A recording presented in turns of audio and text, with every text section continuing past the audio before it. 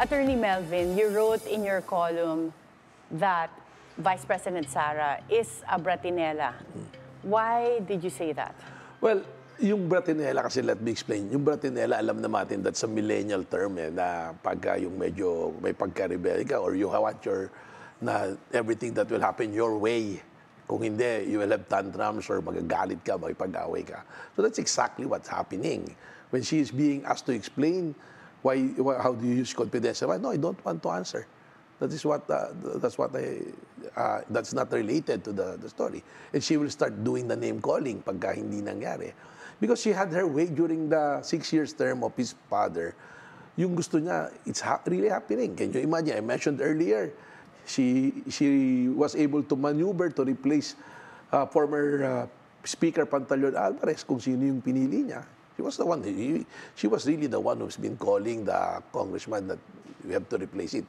Kaya nga nung napalitan si Bebot noon, si PRRD had a statement, ingat kayo sa babae na yan, talagang kaya niya magpapalit ng speaker. Kahit sa Davao niya inoperate yan. Ganon. Yun. So that's exactly the behavior of somebody na pagka hindi mo makuha yung gusto mo, may gagawin ka palagi. Imagine nung hindi niya, gusto niyang palitan din si Speaker Romualdez. Nung hindi nangyari yon at si Speaker Romualdez, good thing he act immediately because for him, yung mga kudita sa Congress, it always should be a nip on the bud. Ayun ang term na ginagamit ni Speaker.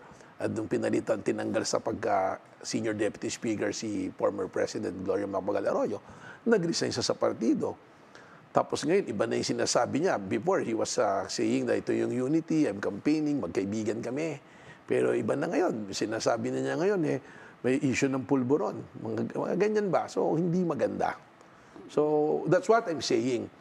We don't protect a specific person, we protect the mandate. She enrolled to be the vice president of President Bongbong Marcos.